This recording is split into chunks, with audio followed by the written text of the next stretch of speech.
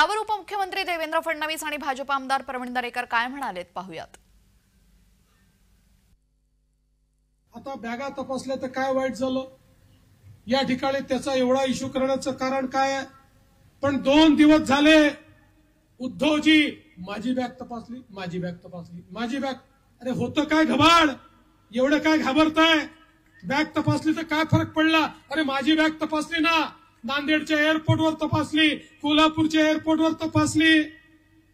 आम्ही नाही त्याचा इश्यू तयार केला, आम्ही नाही त्या ठिकाणी रडारड केली।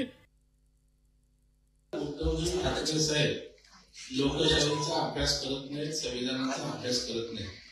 उद्धव ठाकरे या देशाचे नागरिक आहेत, ते काही फार त्यांना सरकारने स्पेशल ट्रीटमेंट दिलेली नाही की निवडणूक आयोगाने त्यांना तपासू नये।